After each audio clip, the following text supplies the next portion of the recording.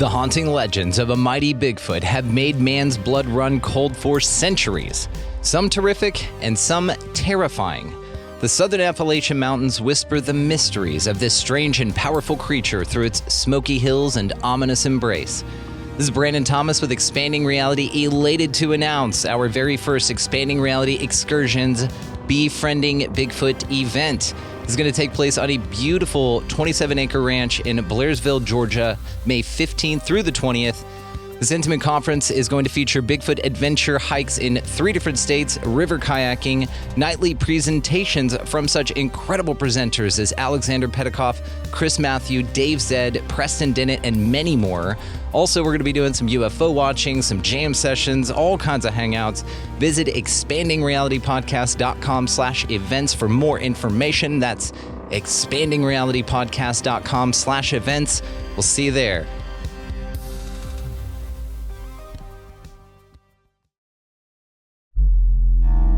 A choice right now between fear and love. It's just a ride. Out of the dark night of ignorance and into the shining light of truth. Expanding reality. A population of citizens capable of critical thinking. We don't see things as they are, we see them as we are. There's a level of reality where everything dissolves into an ocean of energy. We empower our experience by insisting on our authenticity. That's very profound. Very. Expanding reality. Welcome to Expanding Reality. I am your host, Brandon Thomas. On this incredibly cool episode, guys, Trey Hudson comes back to hang out and give us updates of the Meadow Project, the South Skinwalker Ranch, and all the crazy mysterious stuff that's been going on out there. Crazy, awesome updates, and always a great time to hang out with Trey. Also, make sure that you guys check the afterthoughts down there, because we may have convinced Trey that there's an alternative history going on. I'm going to say I'm responsible for planting that seed. He messaged me later that he was intrigued at some of the things we talked about, so definitely check the afterthoughts, guys. Great way to support the show. Hosted on Patreon, as well as you can sign up to attend our hangouts. We've got one coming up this Saturday, actually, at 3 Central with Emily Trinkus, astrologer, of course, to talk about all of the amazing stuff happening on Monday, so very topically relevant. If you guys want to join us for that, go ahead and sign up. I'll get you the link right away, and looking forward to seeing everybody there. Also, just a quick faux pas on this, and we'll get to the episode. I mentioned that his episode is number 16 in the episode, quite a bit, but that's incorrect. It's actually episode number 10, which he was on, but it's located below, so there you go. Just wanted to kind of correct that real time there. Also, just wanted to let you guys know, Befriending Bigfoot event located down in the show description. Check that link out. We still have tickets available, but without any further ado, Trey Hudson. Cry havoc and let slip the dogs of war.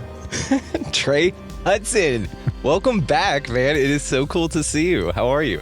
I'm great. It's been a while. It's been, I think a week or two. No, it's been what? When was it the first time we got together? Like 2 years ago, a year ago? I'm going to go 3, and it was episode 016, episode 16, guys, located down in the show description. I met you through Philip Mantle, who in the intro song, the first Expanding Reality you hear, the second one's always for you, the guest, which not a lot of people know that, but the first one is always Philip Mantle, and his voice has been in as many episodes as mine has, just because of the way he did it. Anyway, so it's so good to see you, my friend. And then, a week or some change ago, we got together for an insider hangout. And man, that was awesome. Everybody was there, had a blast with you. I got such a wonderful response from that after you came on. So thank you, man. I mean, you blow minds and mystify as always. Happy to do it. It was a heck of a conversation for sure. Dude, one so for the cool. ages. Absolutely. We're going to touch on a little bit of some things, and absolutely some things I wanted to ask you in addition to those tonight. Sure. Now, I want to just let everybody know ahead of time that all the ways to find you, including episode 16, as well as your book, The Meadow Project, are going to be located down below. Also, if you guys want to join us for those hangouts and get access to that, join the link down there that reads Patreon. Check the tier levels so that is very clear on which one you're signing up for. But come hang out with us for that, because like Trey said, man, we had a blast. Now, also, Trey, you are headlining our Bigfoot event here. You're our first speaker, kicking everything off the very first night. And then you've got some really cool stuff that you're going to let us, some cool toys you're bringing out there to let us play with as well. So before we get into all of that, man, just a reminder for everybody, located down below, all the ways to find you. What have you been like How have you been? What's the update on you personally, man? How's everything in your life? It's going well. It was one of those things, and this is going to sound, kind of strange. We were kind of talking a little bit about the show about control, and putting plans into action. Years ago, when I was a very young man, I started putting these plans into action so I could retire early. I did not want to be the guy working until I'm 65. So last year, all of the stars aligned, all of my, various, sundry investments all lined up perfectly. I was able to do a little shuffling around. So I retired from federal service back last May. So, what I tell people is, that was my job, working for the man for 34 years. Now, I'm teasing. It was a wonderful career. I did a lot of really interesting things. But now I'm doing my real love. This is my vocation. So, I'm busier than I ever was. Like, for example, today I was spent most of the day writing my second book. So I'm, slowly churning that out. I'm booked up this week with interviews with various people. I'm in contact with production companies and flying all over the place and, lecturing. And so, hopping and popping, life is good. I am not going to be the old codger that you go down to McDonald's and see slurping free coffee with all the other old codgers. That ain't me. You're not going to be sitting there saying, welcome to Costco, I love you, for everybody. Yeah. And it's wild. And yes, you are so productive. And how wild is that, right? It seems like you were just kind of hanging out that whole time. And then now you're just going wild with just exploring your passions. And they've just taken off. Like you said, you're booked everywhere.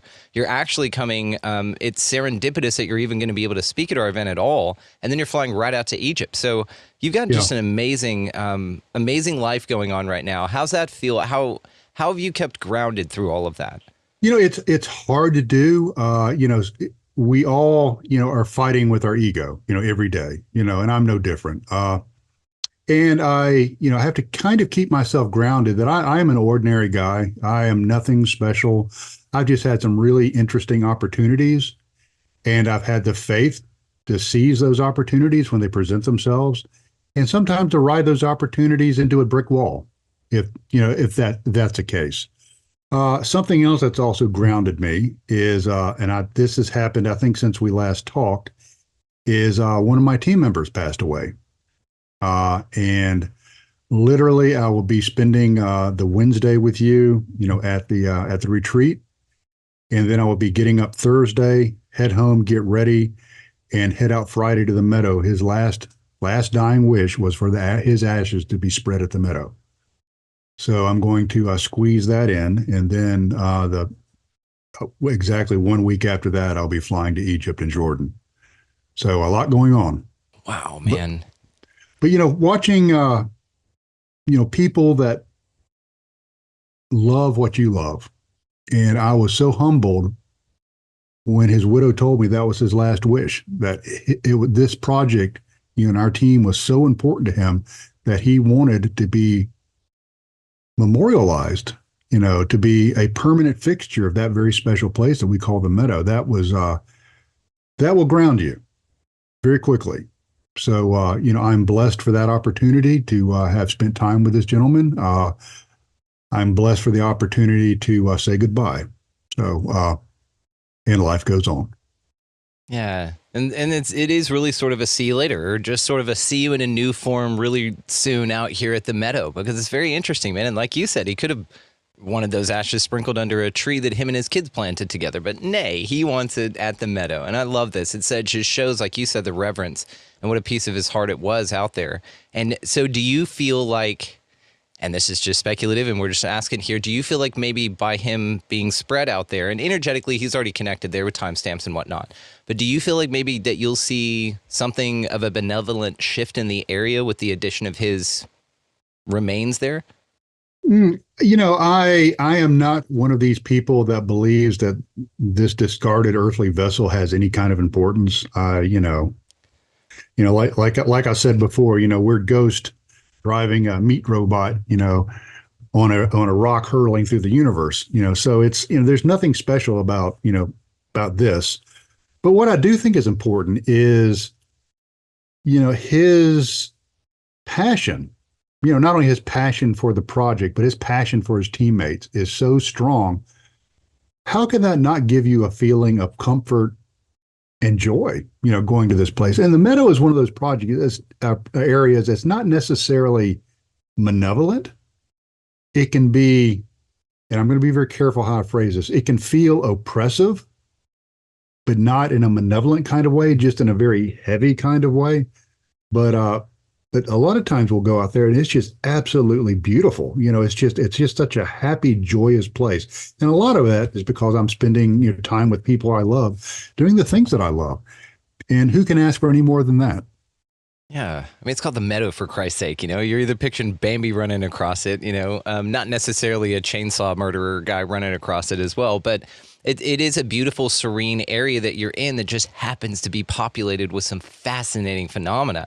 So if you don't mind, man, I'm honestly just going to turn it over to you. I mean, your first episode is going to be linked below. There's always anything you want to go back over because it's been 3 damn years, man. Honestly, I would like for you to start, if you don't mind. Will you start with your geocache thing that you created? Because that's one of my favorite stories of a human being coming up with something ever. And then that, can lead us into the Meadow. But I really want to know, your updates from the last time as well, since we've talked. Yeah, you love that geocache. I love it because, and again, people that may be just finding the show now are like, yeah, we're definitely going to go hear that. But let's go ahead and get an update on that. I love it. It's so fascinating. Yeah, it really started kind of strangely. I love folklore. I love mystery and intrigue being cemented into a geographical area. And that is folklore. We're so institutionalized, we're so homogenized, being fed information. So to go back to places that are rich in folklore, just to me is a balm to my soul. It just really makes me happy. And I had found this place. It's probably about 20 or 30 miles from the Meadow, but in the region that had the folklore of a haunted road. And it was a road located on this very lonely mountain that bisected a cemetery. There's a part of the cemetery on the right, part of the cemetery on the left. And the folklore was that they did not move the graves, that they just ran the macadam across, the graves, and that the vengeful spirits would come up at night and would brush their hands down the side of your automobile as you silently drove through there with your lights off. What a cool story. I mean, everywhere has those kind of, phantom hitchhikers or watchers in the woods kind of stories. So at that time, I was really interested in geocaching because my children and I used to do it. And there was a group of geocachers, in the region. We were always trying to up each other, one-up each other with the coolest, freakiest, most bizarre geocache. So I thought, hey, I'm going to give it a shot. So I wrote this in the geocache description. I wrote this long narrative about the folklore. And I said, I'm not going to start the geocache at the cemetery. The pragmatic reasons is it was on private property, but there was a nature preserve close by. So I actually gave people the coordinates in the middle of the woods in this nature preserve, and you had to go park your automobile, walk a distance in the woods to a particular latitude and longitude, and there's nothing there. It's barren. The secret is what you had to do is wait until nightfall, go to this location in the woods, and shine your flashlight around, and you hit a glint marker on a tree. You would walk to that glint marker, shine it around, hit glint marker number 2, and it would take you deeper and deeper into the forest. Now, this area is so remote, you don't even have cell service, okay? I mean, this is like way in the middle of nowhere. So the further you go, the more glint markers you follow, the further you're getting away from your automobile. So one of the warnings is make sure you place mark your automobile or you might not find your way back. So this leads you deeper and deeper into the forest until you see a diamond shape of glint markers on a tree, and that's not it either. It's within 30 feet of that. So you have to crawl around on your hands and knees in the dark looking for an ammo can, which happened to be stuck up under a rock. And then you can log in the logbook and, trade little trinkets and all. And it was a really popular geocache. People really, really liked it because it had a story, it had a history. It, wasn't just popping in somewhere, signing the logbook and popping out. You really had to think about it. And the ambiance, was there. So one of the people on the on the logbook had written that he had been doing the geocache and he was coming out of the woods, and on his head he had a white headlamp and a red headlamp, and he's coming out of the woods and he steps out on the road and he hears, "Don't move," and he stops, and they say, "What are you?" He goes, "I'm just walking around in the woods." "Hell, we thought you was some kind of monster with a red eye and a white eye." And so anyway, so this gentleman, he starts, talking to these fellas, kind of saying, "Yeah, it's this folklore and all that." And they go, "Well, yeah, that might be so, but don't ever go down County Road, blah, blah, blah. That's where the real haints are. Don't ever go down there at night." Okay. So, he puts all this in the log. And so I'm reading this log and it's like, okay, haunted road. Don't ever go down there at night. The haints will get you. Hell yeah. Sign me up. I'm there. Yeah. So, I'm that guy. So I was, it took me a while to finally find someone to go out on an expedition with me. And we had a base camp, which was about 20 miles away from this location. This is haunted road. And we were able to set up comms using a ham radio repeater. So, we were able to communicate with base camp and went out to the haunted road. Nothing. We were thinking that maybe it might have been, Bigfoot or cryptid, because there were a lot of cryptid sightings in that area. We might have thought that's what people were reporting. Didn't see anything. But while back at base camp, our base camp operator had an amazing UFO sighting. So, we thought, forget that haunted road business. We're not going to waste our time there. It's really happening back here, around base camp. About half a mile from base camp, there was a large field or a meadow, probably about, I'd say 7 to 8 acres in size, a really big field. And imagine, if you will, paint a picture in your mind of a beautiful mountain meadow, here in the South, verdant green, bright green, beautiful hardwoods, a large creek or small river running adjacent to it. Just absolutely beautiful, just gorgeous. So we thought that would be kind of a cool place to start some of our research. Because several things. Number one, it was a big open area. If any kind of cryptids or something walked through it, it would leave tracks, and it would be easy to see, the detritus of it moving, through the field. Second reason is there was a large ridge to the north of it. And what we could do is put teams up on that ridge that could look down into the meadow and provide overwatch for teams below. Third reason is we could put several teams in this big open field with night vision and thermal, and they would be able to see anything moving across it. And number four, it had a big open expanse of sky. You could see things moving through the sky. So we thought that would be a really good place, to set up kind of our base of operations, a good place to start our research of this area. And man, we hit pay dirt. Just like intuitively, you said, okay, let's go here. And again, because of all the conditions, it sounds like not only the perfect place to watch for freaky woo-woo, but to do anything, to observe nature, I bet you, found so many interesting things out there. It just happens to be this hotbed of paranormal activity. Yeah, it is. And when, things really started happening, the really woo-woo stuff, decided it would come and pay a visit. I started researching this area, other than just the haunted road, and the haunted cemetery. And this area is so rich in high strangeness. I went to the National UFO Reporting Center. I went to MUFON, started digging in their databases, and I found that this place was a UFO hotspot. Tons of sightings. So then I went to BFRO, the Bigfoot folks, started looking in their database, tons of Bigfoot sightings. And then digging in the folklore and found that this area was known for ghosts, and things like that. And it was this nature preserve is sprinkled with small communities, that had, just basically rotted down over the years. And you'll find, the remnants of these, an old cemetery in the woods, a building foundation, things like that. So it was an area just really, really rich in folklore and human imprint.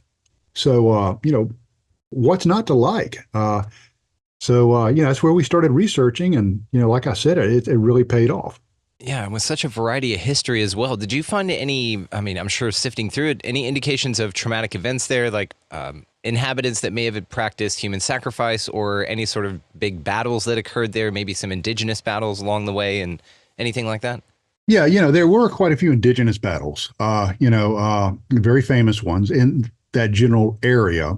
Of course, we've all heard of the Trail of Tears, where the Cherokee Nation was uprooted and marched to the west, to a much much different life. Real tragedy there. So there was a lot of Cherokee folklore, and then there was also a lot of trauma, associated with this area, as the Europeans slowly, work their way west. And so it's one of those areas that, it's no surprise that it's just weird. But, the weirdness that we encountered wasn't, what you would think. It's weird weirdness. Yeah, when I tell people weirdness. This, it has, we've seen UFOs. We've seen UFOs of the same type at the same place years apart, which is really interesting. We've seen cryptids. We see shadow people. We have disembodied voices. We have entities that we pick up on thermal, where we pick up heat signatures where no people are. We had a portal, or I'll call it a portal. It's a kind of a by nature reality. Reality had shifted just a little bit at this area. And just all this stuff going on. And what's really cool is the phenomena has evolved. What it was when we started back in 2016.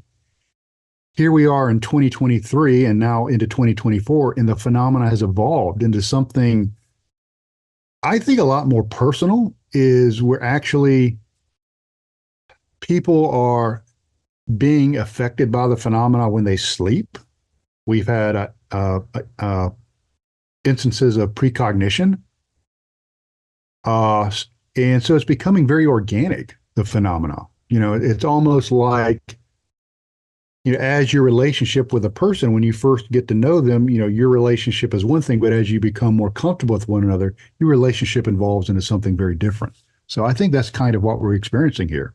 It's so interesting. It's almost like areas like this, I just sort of have an overview of it. It invites everyone in, but it's going to scare the shit out of you at first. It's sort of like taboos are on the inside of the forest through the thickets and the nettles and all that stuff, right? Once you get in there, it's real clean and open, but you got to get through it as a sort of rite of passage almost. And it's fascinating what you said as well, because maybe let's take it like you said as a human relationship. Maybe somebody just kind of turns you off the first time you meet them, but you give them another chance because it's intriguing or they just intrigued you for some reason.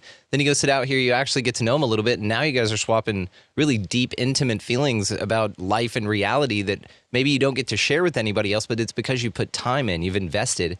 And just like any other relationship, it'll manifest in really amazing ways in your life if you let it. I think it's a fascinating approach, man. Yeah. And, I was, back during COVID, I was like a lot of people. I have developed asthma after Afghanistan. I'm sure you heard about burn pits and all of that stuff. So I've got some respiratory issues. And, when COVID hit, my boss said, hey, I'm going to send you home, with a government laptop. I need you to log in, at 0700 every morning and, work the work as it comes up. You know what projects you have to do. And if something classified comes up, then you'll need to come back to the office and work on those systems. But, just stay home because I don't want you to get sick. So, cutting out my drive to and from work, and just having kind of little bit different feel for it, I found myself having a little bit of time at the beginning and the end of the day.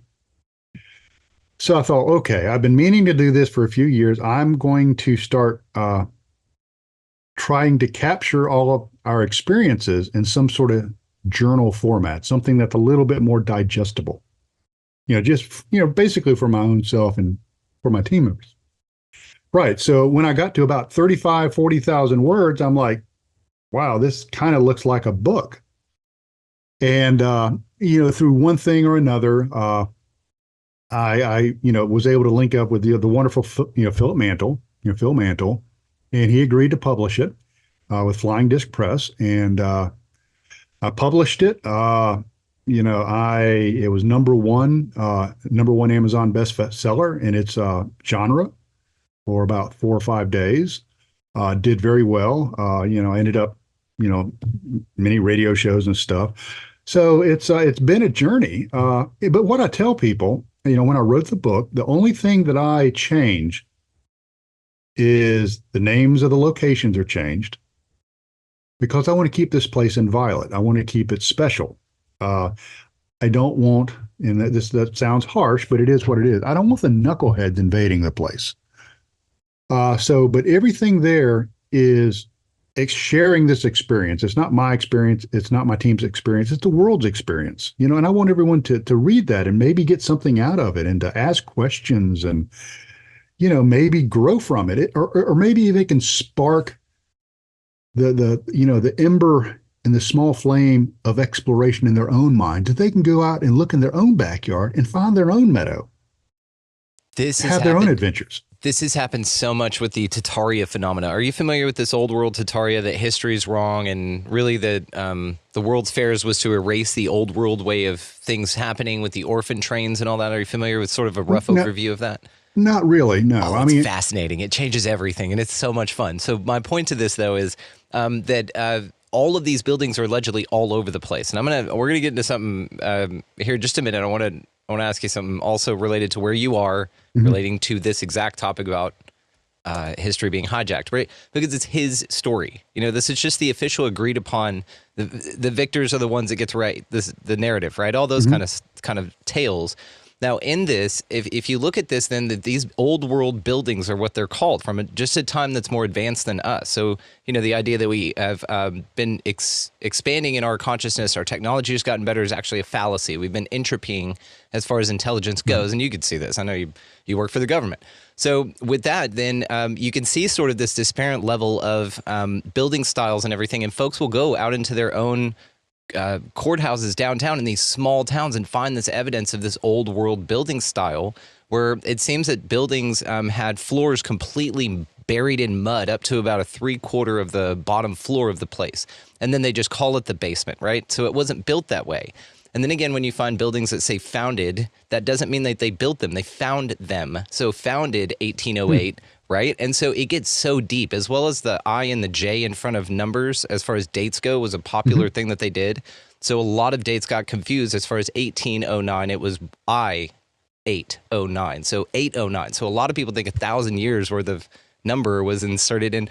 So it gets fun. My point to this, Trey, is that a lot of people are now inspired to go out into their own backyards, their own cities, and find these old world buildings, go into the tunnels underground, do this urban exploration.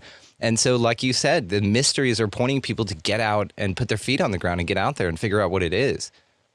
Yeah, absolutely. Now, you know, that's kind of an interesting theory. I mean, I'm not really going to go. They had Photoshop back then. They Photoshopped out all the airships flying around in the back because they had such high technology and shit. It's fascinating. It's a fun theory. I will look into it. I'll get you connected with a few fun. Folks. Yeah. Oh, it's so much fun. Yeah. But you know, it's you talk about us atrophying as a culture. There is a movement afoot called I'm trying to remember, retro culture. And, you know, the people that are involved in the retro culture say, okay, where was, you know, Western civilization, because we are products of Western civilization. So that's kind of the optics we look through. What was the apex of Western civilization? You know, what was the absolute tippy top of it?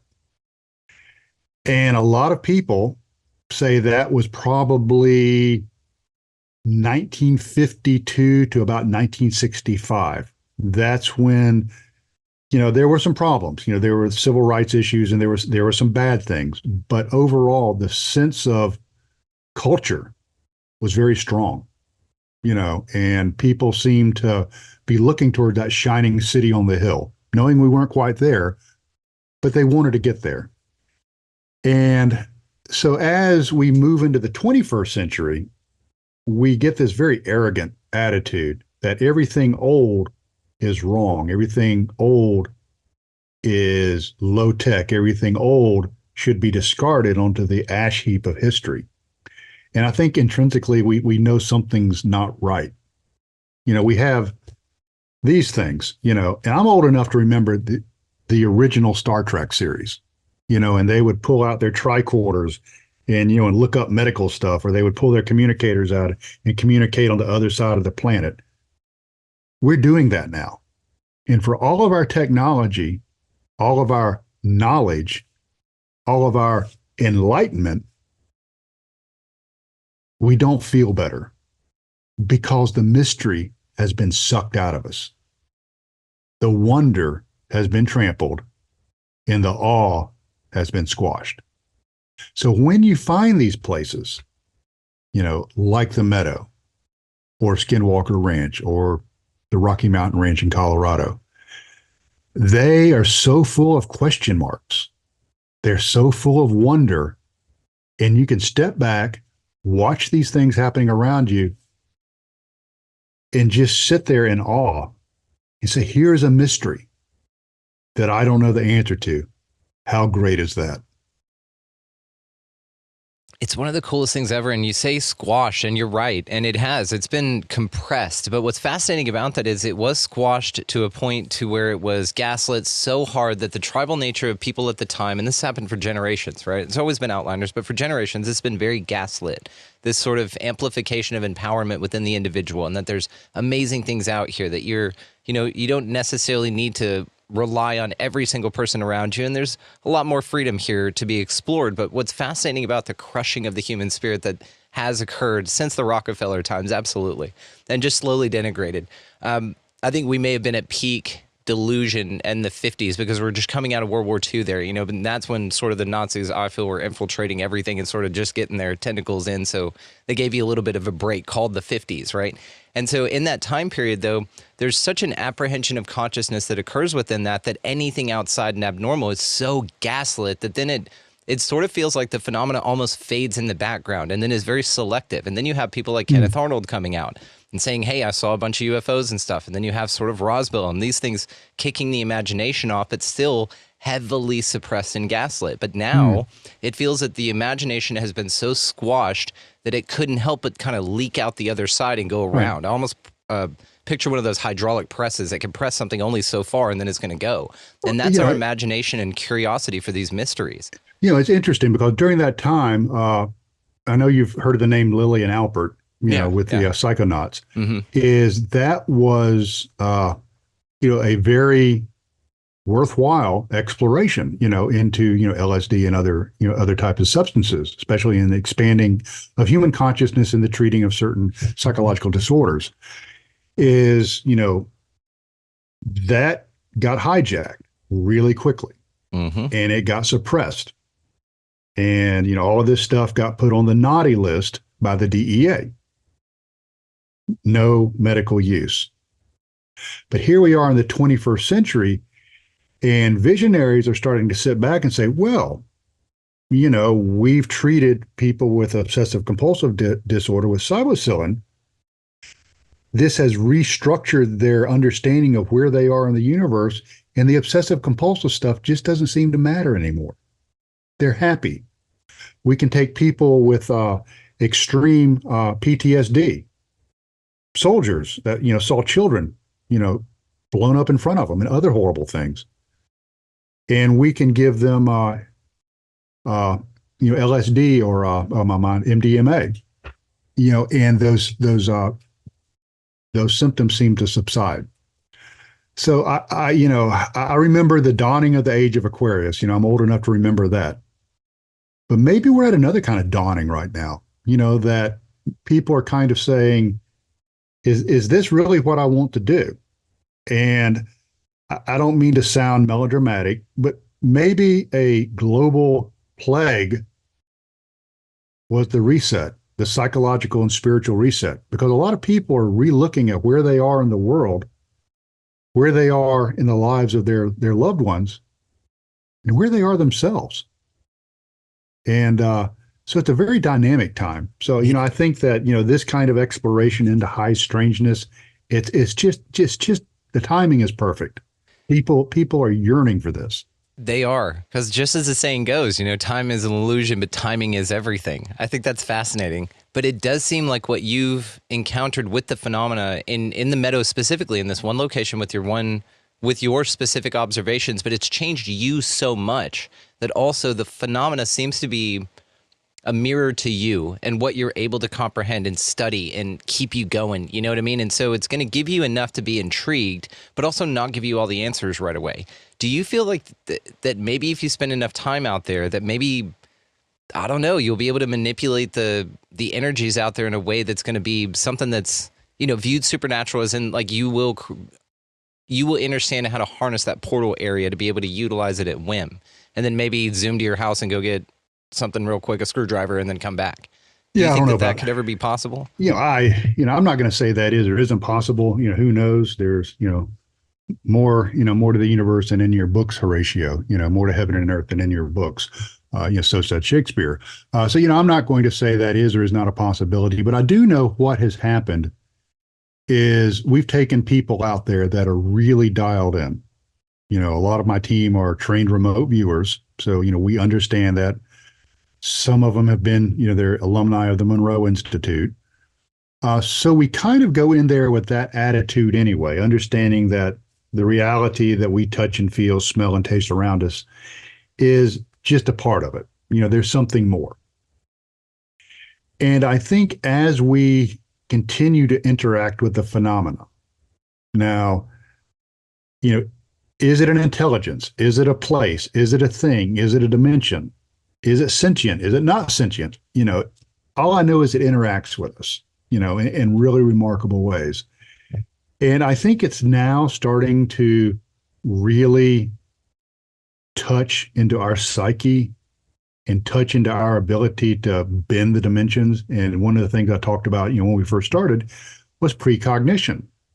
Now we're starting to see little tiny flickers of precognition. People will have a feeling or a precognition, and then the next night out at the meadow, what they had a precognition on will come to pass. So, I think maybe either it's playing with us, or maybe it wants to, maybe not give us the keys to the kingdom, but maybe open up the door and let us take a tiny peek inside.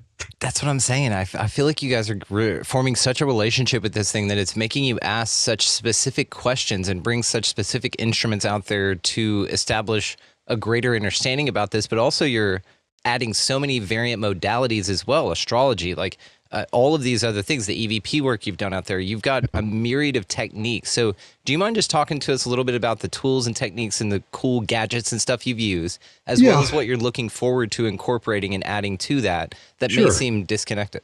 Yeah, it's, I tell people I started off as a paranormal guy, paranormal researcher. I, studied under William Roll at the University of West Georgia, which is kind of a woo-woo university. My degree is in transpersonal and humanistic psychology. So that's I'm a very experiential kind of guy. I believe in the humans experiencing the world around them. But I'm also, I was trained as an Army intelligence officer. So I'm also a guy that understands the value of empirical data. So we approach this thing with a foot in both camps. We try to capture the empirical data and respect the empirical data, but we also have a lot of value for the experiential, because the best piece of equipment that you can take into an area of high strangeness, the most sensitive detection apparatus is a human being. Is we can detect things. We might not be able to articulate or really understand what it is we're sensing, but we can sense changes in things around us. So we try to do it both ways.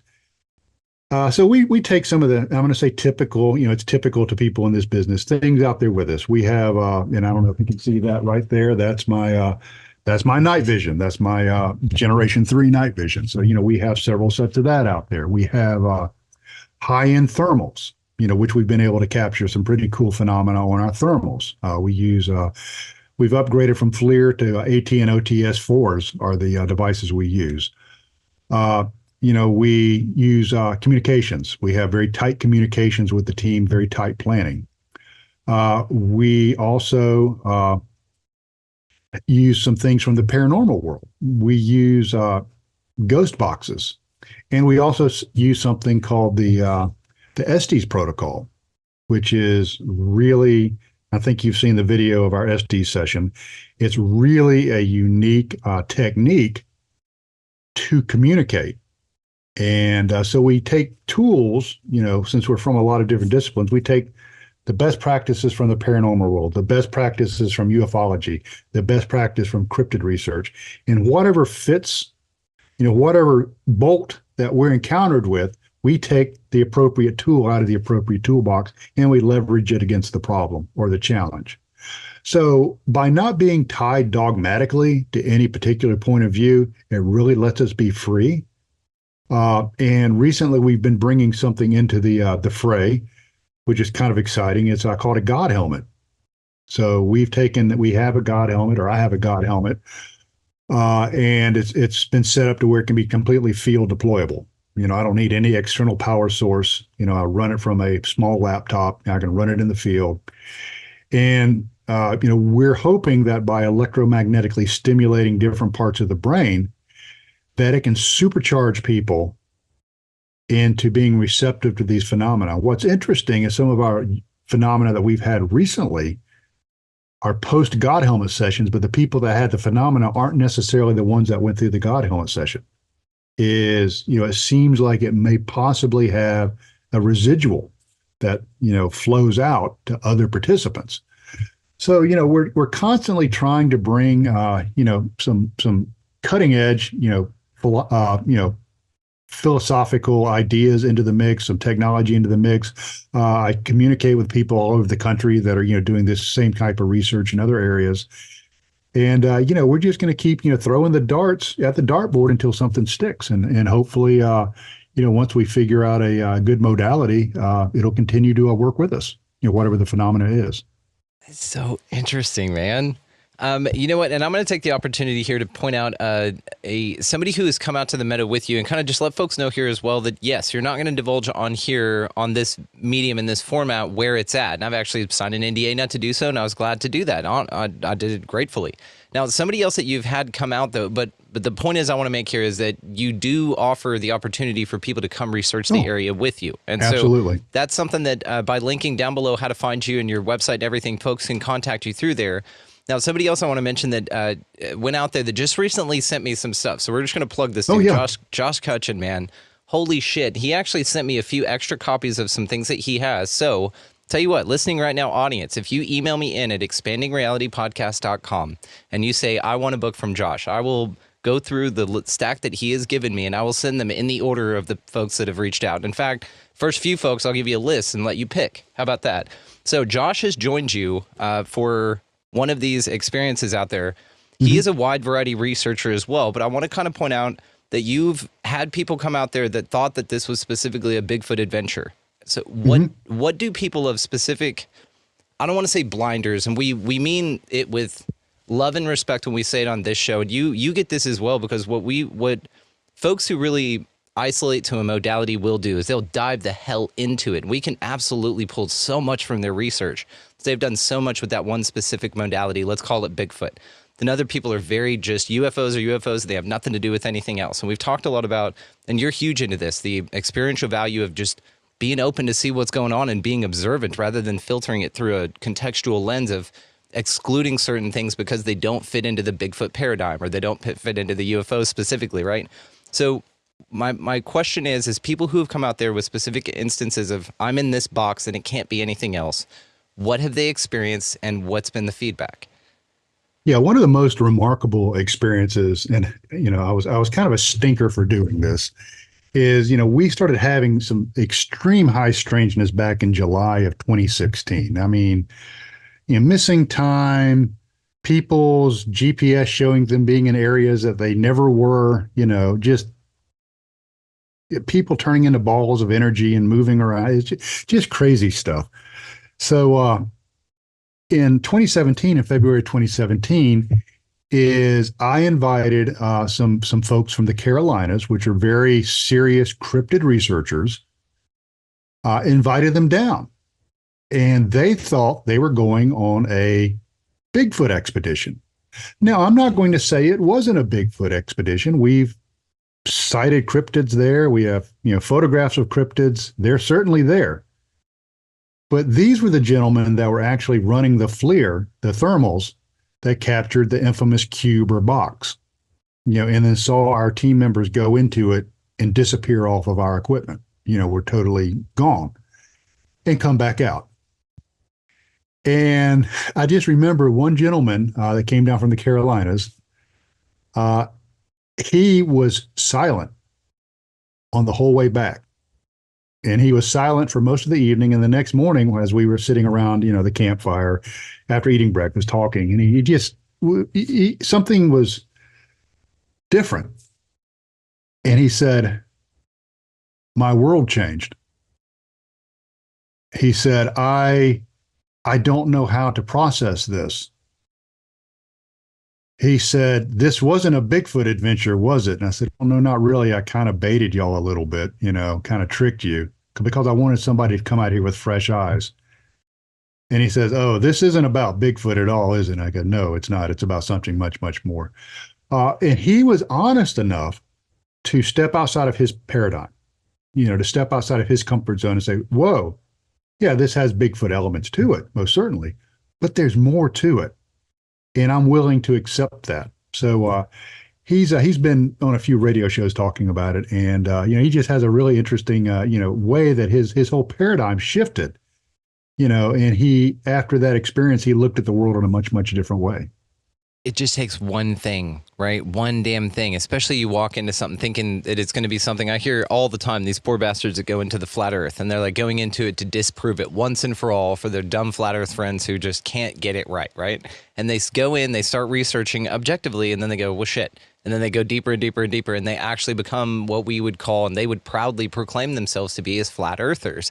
And it's this fascinating thing about the more you're enticed to go into something, especially if it's over sort of bitterness to prove it wrong at a level, it's almost like that's a way of baiting you into it. Now, I think that you're guided into things that will change your life here in many different ways. I think that's one of them, right? At a bitter, spiteful, no, I know this is not to be true, and then you get that.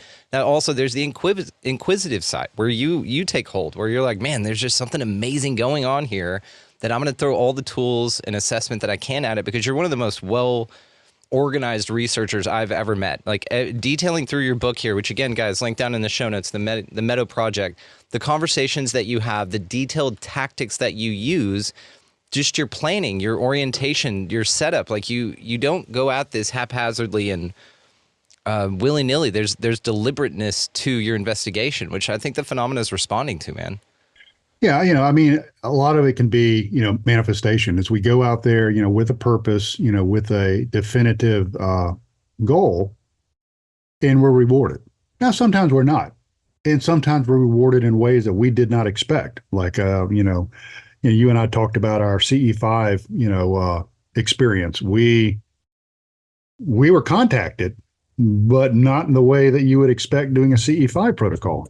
So, I don't know if you want to go back over that story. That was bizarre. So, it's one of those things that's kind of like, you're a little kid walking into the candy store and you just have your hands out and you don't know, am I going to get a Tootsie Roll? Am I going to get a lollipop? I don't know. I just want some candy. And you just have to be happy with whatever you're given, pop it in your mouth and go back and think about next time. And to stick with the candy analogy, you get Sour Patch Kids sometimes. And the first time you have a Sour Patch Kid, it's an acquired taste, man. You either, there's something real deep that you still need to get over to enjoy, or you just can't stand it and it's an aversion, right? So sometimes the piece of candy you're handed is sort of a testament to see like, okay, where do you want to go next? And if you're not a fan of that, then they'll keep giving you the Tootsie Rolls and the familiar, right? Right. Yeah, I think you're tested. I think you're challenged. Maybe not tested isn't the right word. I think you're challenged. And I think the more you go into it with a positive attitude and a spirit of inquisitiveness, and a lot of people will say, don't ever carry weapons. I know a gentleman that has a very, very well-known research site, and he has a no weapons policy. Hey, groovy. If that's your policy, hey, great. We take weapons out there because there's some like weird cult stuff going on in this area, murders, and it's, rattlesnakes, dude. Yeah. Yeah. Feral hogs and bears and all kinds of widgets and whatsits galore. But we don't go out there with a violent or aggressive intent. It's like, this is just another tool. This is like my night vision. This is like, my Estes equipment. This is like my God helmet. It's just another piece of equipment. And so Don't get too hung up on how you present, but it's how you intend, you know, and, you know, go out there with an open mind, you know, and you'll be rewarded. For sure, man. And it is interesting you bring up the firearms comment, because there are people that say that if you bring firearms with you, they will be nowhere around you at all. And now I'm with you, though, man. I'm a EDC kind of, well, it's more pragmatic and I feel more comfortable, right? And also I'm responsible enough not to just pop it off at something furry moving in the woods, right? So, and that's again why our plug here, selfish plug here, the Befriending Bigfoot event is all about this. We're not going on Bigfoot hunts. We're going on Bigfoot adventure hikes, right? You know, it's this whole, the intent here is very strong. Yeah, very, very strong towards the, look, let's just figure out what this is. Let's connect over something amazing in an event like no other that you can't do at anything else, and get to actually hang out with you guys. So I am curious. Go ahead, please. Oh, yeah. And the cool thing about that event is the intention is there. So you're going to be befriended. And the worst thing that could happen is you befriend each other and you're still a winner. I mean, it's just, you know, it's a win-win. I mean, there's no downside to it. I love it. What a great pitch. Yeah, absolutely. And maybe, you know, Bigfoot comes up by the end of it or something like that. Maybe first day he goes, you know what, man, God, good. You know, we passed him the beef jerky and he hangs out. Brandon gets a wedgie and, you know, it's all good. Oh, can't wait. I would happily take a wedgie from Bigfoot. I think that'd be one of the coolest stories ever. You know, I am curious about additional research elements in the field that you've been bringing up here. So have you brought out like astrologers or energy healers or Reiki type people or sound healing people? Or I'm really curious if you've integrated psychedelic research into the field at all. If you've just let a dude take mushrooms and sit on the hill and say, hey. Here's what I have to say about that. Up until May, I had a top secret clearance. Okay. And I was randomly drug tested. So I cannot say anything about the use of substances. I'm not saying that they would be frowned upon if used in a responsible and adult manner, in a non-recreational manner, but more in an exploratory manner. I do know people that have had amazing experiences doing it. I do know plenty of people that have done ayahuasca and, you know, various other things. I think taking the elements of being a psychonaut and tying it in with this, I think is very, very, has great potential. Haven't quite got there yet. And anybody listening, you know, in law enforcement or DEA, don't come raid us. I'm not saying that we're going to have anything out of the camp. I'm just saying, as a thought experiment, it would be very interesting. You know, and so, you know, we also bring, like I said, some, you know, kind of weird technology out there, you know, of course, the God helmet and things like that. I have one person on my team that is, she reads tarot cards and does some other interesting things. And the odd thing is there's an odd synchronicity with her tarot reading and then what we're doing. Like, for example, we were getting ready to go out in the meadow one night, and she had done her reading in the morning. And I can't remember which, it wasn't the Rider Waite deck. I'm trying to remember what deck it was. But part of the deck has forest creatures on it. And one of the cards was the rabbit. And it says, you know, like, today will be great. Enjoy yourself frolicking in the meadow. And that's exactly what it said on the card. And the other card she put down was something, this is outlined in the book, something about a cat. And then later that night, we heard cats around the campsite. Now, we're in the middle of nowhere. A cat, even a feral cat, wouldn't last in those woods. It would be eaten by coyotes within, you know, a fortnight. But there were cats around us. And something was drawing us out of camp. You know, we actually left camp searching for these cats. Now, what was that about? We never really found out. But, did anything happen when you were drawn out? No, not while we were out. We did have something very interesting happen while, and I'm trying to get my dates here. One night we did have something very interesting when we were in the field doing the CE5 protocol. That while nothing happened to us, we did have a team member back at base camp heard a craft pass by base camp. And I say craft because he couldn't see what it was. It was pitch black, something dark moved across the road down from camp. He said it sounded like wheels crunching on gravel. And right when this thing passed by camp, his Geiger counter spiked up to 0.66 microsieverts per hour, which is well above the baseline of about 0.06 microsieverts per hour. So, we did a hypnotic regression with him. We have a psychotherapist on staff. And he now said, originally during the session, he said, "Oh, I can't see it. It's invisible." And then the further we went, he goes, "Oh, it's a Jeep." Well, who's in the Jeep? Two figures. We'll describe the figures. They're all black. Their faces are black. Their heads are black. Their arms, legs, and feet are black. They're featureless. And so, was that a screen memory? Was that his mind trying to protect itself by putting a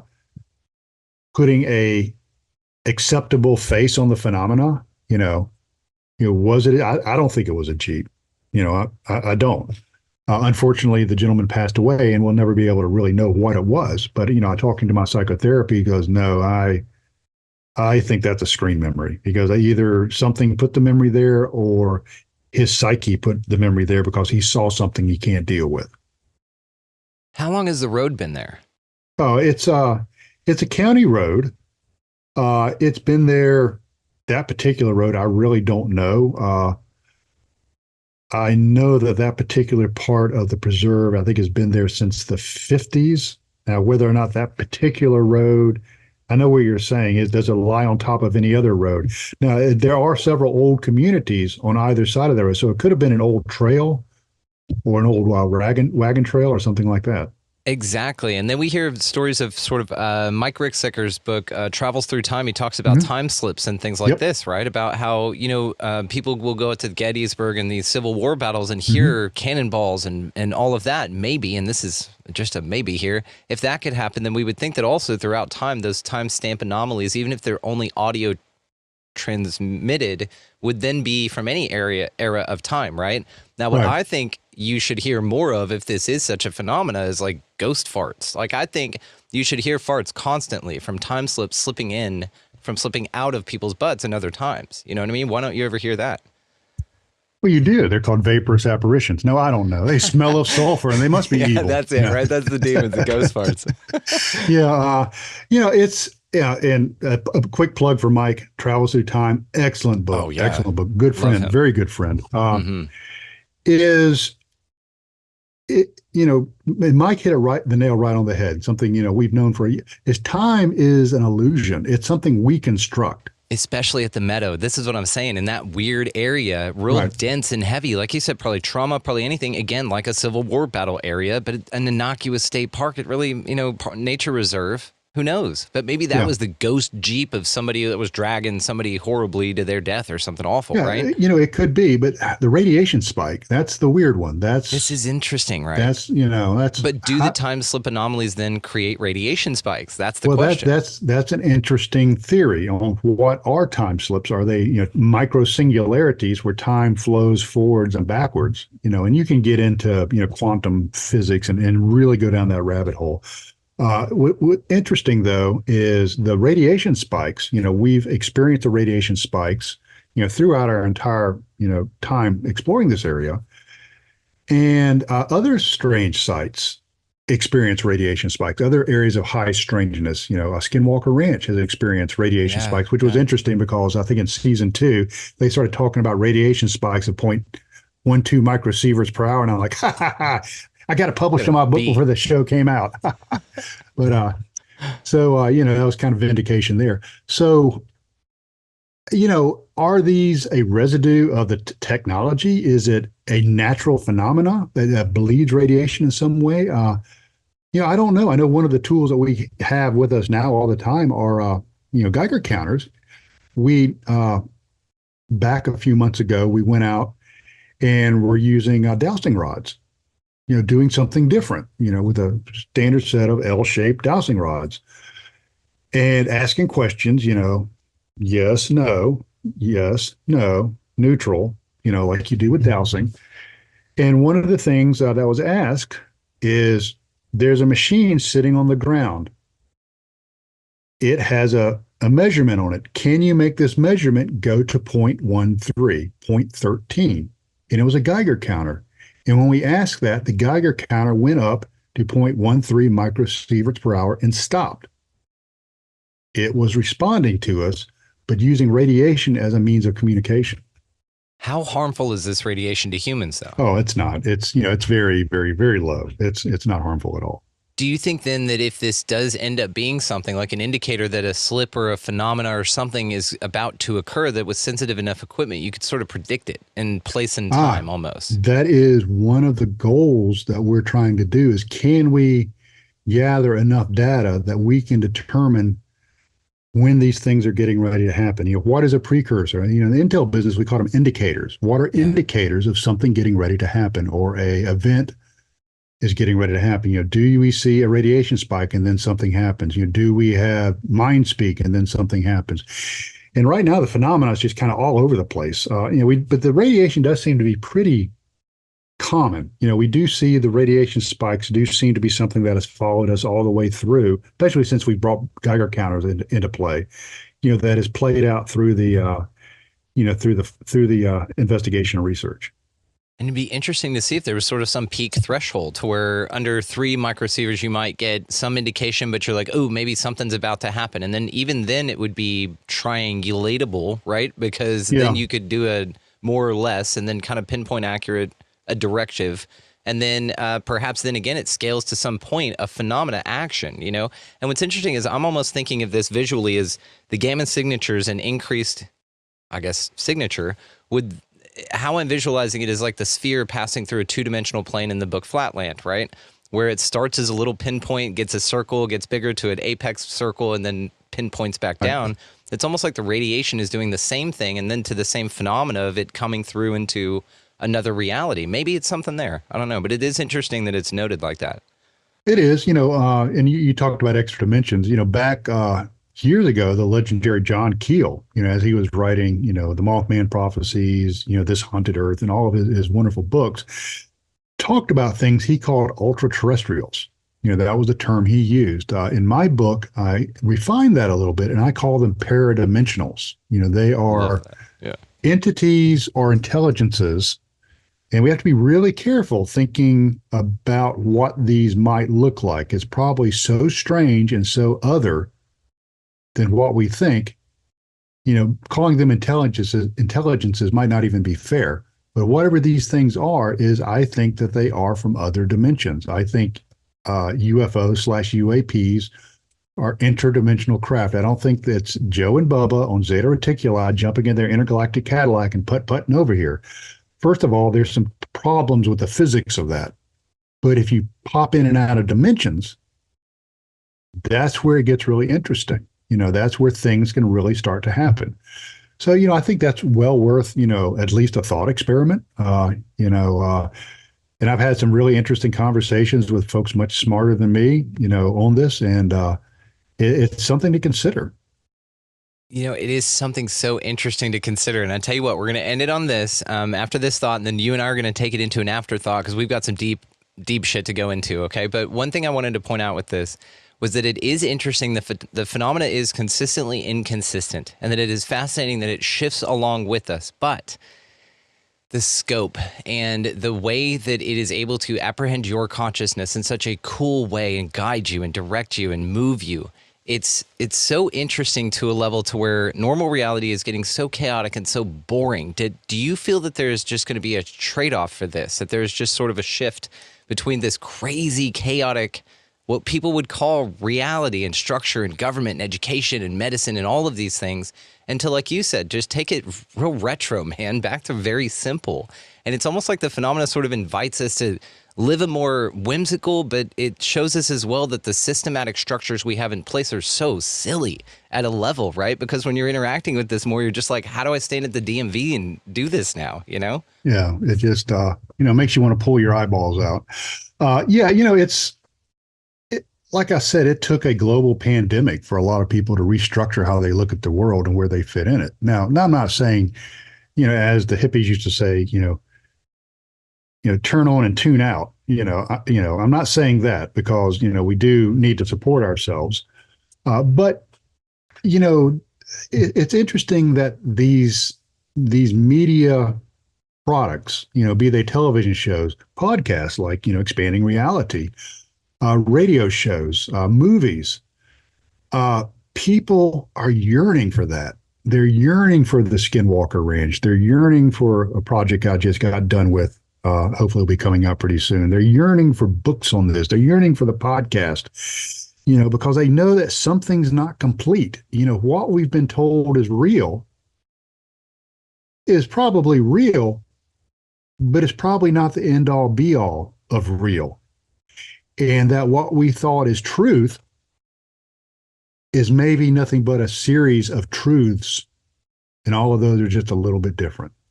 It's this right here, man. And this is where we're going to wrap it up. I'm going to let you have the last word, but we'll wrap it up here. So guys, just again, for this audience, all the ways to find him located down in the show description. His book, The Meadow Project, of course, and he's working on a part 2 of this, which I'm very excited about. Also, just want to quickly mention again, if you are interested in any of Josh Cutchin's books, reach out to me, expandingrealitypodcast.com. First come, first serve on this, okay? So reach out, say you heard about this on Trey's episode, and we'll get you hooked up.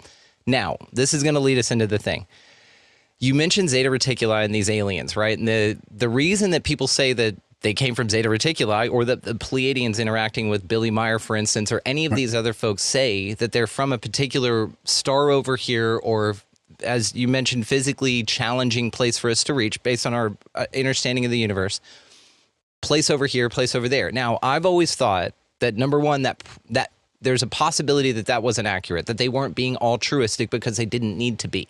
And I felt that perhaps the motive behind it would be in the same way like that we wouldn't need to tell a cow or, an animal that we're tagging for research anything about us at all. Now, if we could communicate with them, maybe we just tell them something like, hey, we're from a star way over there that you can't get to because you don't have the technology. And we could kind of go, oh, okay, our science tells us that that's what's going on. But I've thought about this. And when people say I'm from Zeta Reticuli, I'm from the Pleiades, what if it's not? What if it's all either time travel, interdimensional, or something like that? Or, albeit, I'm just going to bring it up here for objectivity's sake, is flat Earth, that they're on a flat plane over the ice wall where they're coming extraterrestrially from another land, but it's from over there, which means there's an infinite plane, scarcity's bullshit, right? And that your government's controlling, the narrative under resources and things like that, if that model is in particular.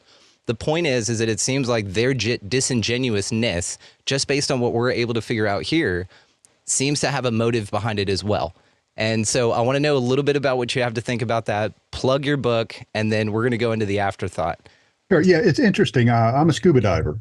Okay. So when I'm in my boat or, whatever, and I roll off the side and I'm diving and I see a fish, how do I explain to a fish what a boat is and that I come from a world above that shimmering ceiling that they can't comprehend? How do they understand that?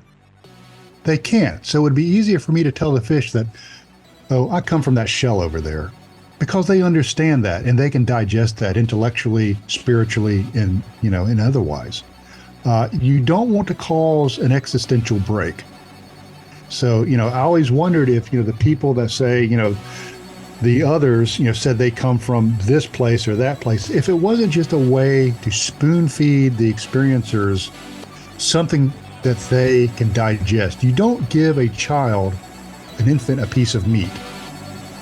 You give an infant liquids, and then you give them baby food. And then maybe when they're a toddler and they have a few feet, maybe they can, few teeth, they can start eating maybe ground beef, but they don't eat a filet mignon right off the bat.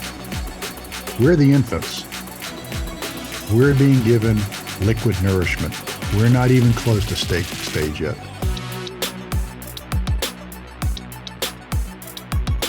Just want to thank that amazing dude, Trey Hudson, for hanging out with us. Now, that's the end for this part of the conversation, but if you guys would like to check the afterthoughts, which I am certain that you will, check the link down in the show description. Great way to support the show, and you get all this extra bonus content that's being hosted over there as well. If you sign up for the second tier, you can hang out with us directly in the Insider Hangouts that we're orchestrating all the time. We do, again, have one this Saturday, there we go, at 3 p.m. Central, 3 to 5, 2 hours with Emily Trinkus, talking astrology, talking about this eclipse coming up on Monday the 8th. So join us for that, guys. It's going to be absolutely amazing, and these are always fun.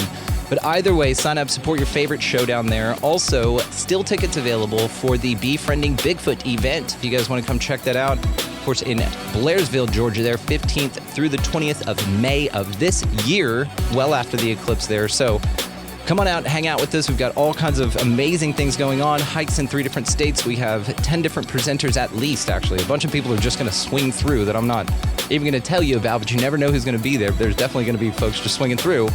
Come hang out with this, guys. It's going to be absolutely amazing. Trey Hudson himself will be there. So we're looking forward to seeing everybody there. Also, just want to point your mind over there and your attention to expandingrealitypodcast.com. That's where all the links to everything can be found, as well as the things having to do with our publishing house. We have our journals that are being published over there. They are out on Amazon and Barnes & Noble, full releases on all 7 versions. So you guys go check that out if you're feeling fancy about it. Now, beyond all that, I just wanted to say that I love y'all, and thank you for hanging out. Thanks for being awesome. We appreciate you being just filled with love and kindness and peace and ease and happiness all up in this bitch, you guys. Crazy times, wild stuff happening. Keep your wits about you. Keep moving forward, and just be good to one another.